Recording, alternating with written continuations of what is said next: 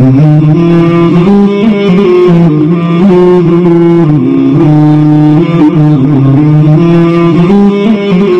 علیکم ورحمۃ اللہ وبرکاتہ۔ امید ہے کہ آپ لوگ خیر و عافیت سے ہوں گے۔ مفتی شہما رضوان یوٹیوب چینل پر آپ کا خیر مقدم ہے۔ آج کی اس مختصر سی ویڈیو کے اندر آپ کو صلاۃ التسبیح کے متعلق بتایا جائے گا، اور اس ویڈیو کے اندر صلاۃ التسبیح کے متعلق 9 چیزیں آپ کے سامنے رکھی جائیں گی۔ آخر تک آپ بنے رہیے، بہت سی آپ کو معلومات فراہم کی جائیں گی۔ سب سے پہلا چیز ہے کہ صلاۃ التسبیح کا معنی کیا ہے، دوسرا صلاۃ التسبیح کا حکم کیا ہے، تیسرا صلاۃ التسبیح کی کتنی رکعت ہوتی ہیں، اور چوتھا ہے صلاۃ التسبیح کے فوائد کیا ہیں، پانچواں ہے صلاۃ التسبیح کی نیت کیسے کریں گے، چھٹا ہے صلاۃ التسبیح کا طریقہ نمبر 1، ساتواں ہے صلاۃ التسبیح کا طریقہ نمبر 2، آٹھواں ہے وقت، نواں ہے کہ صلاۃ التسبیح کا بہترین وقت کون سا ہے۔ تو سب سے پہلے صلاۃ التسبیح کا معنی کیا ہے۔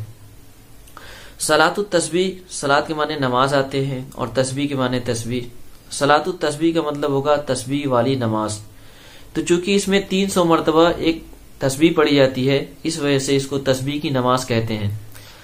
وہ تسبیح ہے سبحان اللہ والحمد للہ ولا الہ الا اللہ واللہ اکبر۔ دوسرا ہے صلاۃ التسبیح کا حکم کیا ہے۔ تو صلاۃ التسبیح کا حکم نفل ہے، یعنی ہم جب بھی نیت کریں گے تو وہ نفل کی نیت کریں گے۔ اور تیسری چیز ہے صلاۃ التسبیح کی کتنی رکعت ہوتی ہیں۔ تو صلاۃ التسبیح کی 4 رکعتیں ہوتی ہیں۔ اور چوتھا ہے صلاۃ التسبیح کے پڑھنے کا فائدہ کیا ہے۔ تو صلاۃ التسبیح کے پڑھنے کا فائدہ اللہ کے رسول صلی اللہ علیہ وسلم نے بتایا، جو حضرت عباس رضی اللہ عنہ کو، جو ان کے چچا تھے، اللہ کے رسول نے فرمایا کیا میں آپ کو ایک عطیہ نہ کروں، ایک ہدیہ نہ دوں، ایک خوشخبری نہ سناؤں، جس کو کرنے سے اللہ رب العزت آپ کو 10 چیزیں عطا کریں گے۔ پھر اللہ کے رسول نے صلاۃ التسبیح کا طریقہ بتایا اور کہا کہ اس سے آپ کے اگلے پچھلے، نئے پرانے، چھوٹے بڑے، جان بوجھ کر کیے ہوئے، انجانے میں کیے ہوئے، دن میں کیے ہوئے، رات میں کیے ہوئے، سب طرح کے گناہ معاف ہو جائیں گے۔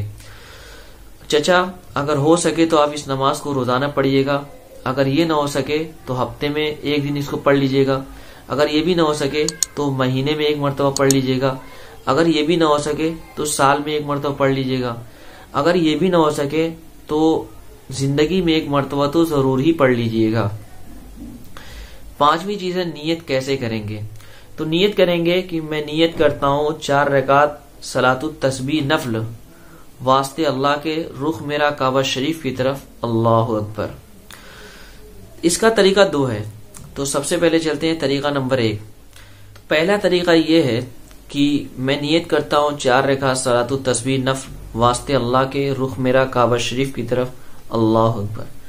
ثنا پڑھے گا، اس کے بعد اعوذ باللہ بسم اللہ پڑھے گا، سورہ فاتحہ پڑھنے کے بعد کوئی سورہ پڑھے، پھر 15 مرتبہ پڑھے سبحان اللہ والحمد للہ ولا الہ الا اللہ واللہ اکبر، یہ 15 مرتبہ پڑھے گا۔ اس کے بعد پھر رکوع میں جائے گا، رکوع کی تسبیح کرنے کے بعد، رکوع کی تسبیح پڑھنے کے بعد پھر 10 مرتبہ یہی پڑھے گا تسبیح سبحان اللہ والحمد للہ ولا الہ الا اللہ واللہ اکبر 10 مرتبہ۔ پھر یہ رکوع سے اٹھے گا تو قیام کی حالت میں 10 مرتبہ پڑھے گا، یہ 45 مرتبہ ہو گئے، 35 مرتبہ ہو گئے، 15 مرتبہ ثنا یعنی سورہ فاتحہ اور سورہ پڑھنے کے بعد، اور 10 مرتبہ رکوع کی حالت میں، 10 مرتبہ رکوع سے اٹھنے کے بعد، پھر 10 مرتبہ سجدے میں پڑھے گا، اور 10 مرتبہ سجدے سے بیٹھنے کے بعد، پھر دوبارہ جب سجدے میں جائے گا تو 10 مرتبہ، پھر سجدے سے جب اٹھے گا تو 10 مرتبہ پڑھے گا۔ اس طریقے سے کل میزان 75 ہوتے ہیں۔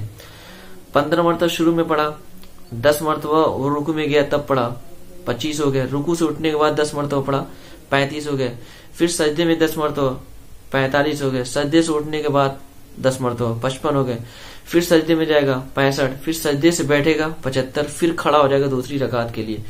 جب یہ دوسری رکعت کے لیے کھڑا ہوگا پھر یہ سورہ فاتحہ پڑھے گا، اس کے بعد کوئی سورہ پڑھے گا، پھر 15 مرتبہ یہ تسبیح پڑھے گا۔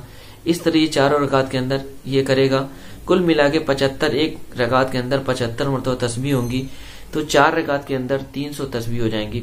یہ طریقہ نمبر 1 ہے۔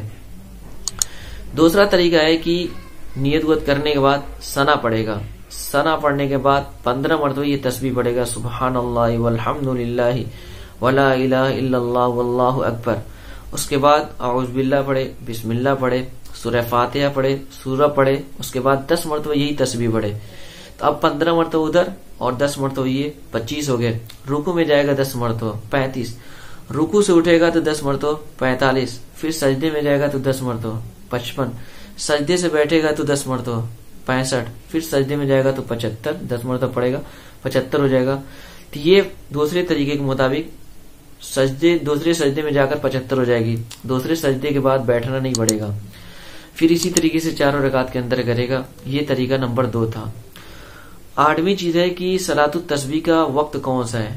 تو مکروہ وقت چھوڑ کے آپ جس وقت چاہے پڑھ سکتے ہیں. 9ویں چیز ہے بہتر وقت کون سا ہے. تو اس کا بہتر وقت اللہ کے رسول صلی اللہ علیہ وسلم کے فرمان کے مطابق زوال کے بعد ہے. یعنی ظہر کی نماز کا جب آغاز ہو جاتا ہے، ظہر کی نماز کا وقت جب شروع ہو جاتا ہے تو اس وقت سے آپ پڑھ سکتے ہیں، یعنی زوال کے بعد. یہ بہتر وقت مانا گیا ہے. قربان جائیے حضرت عباس رضی اللہ عنہ پر کہ ان کے صدقے میں اللہ کے رسول نے انہیں یہ نماز کا طریقہ بتایا. ہم جیسے گنہگاروں کو بھی یہ طریقہ مل گیا گناہوں کو بخشش اور معاف کرانے کا. شاعر کیا خوب کہتا ہے، گنہگاروں کو بخشوا دینے والے، گنہگاروں کو بخشوا دینے والے، دلوں کی قدورت مٹا دینے والے، خدا کی دولت لٹا دینے والے، جہنم کو جنت بنا دینے والے، غریبوں کی بگڑی بنا دینے والے، فقیروں کو سلطان بنا دینے والے،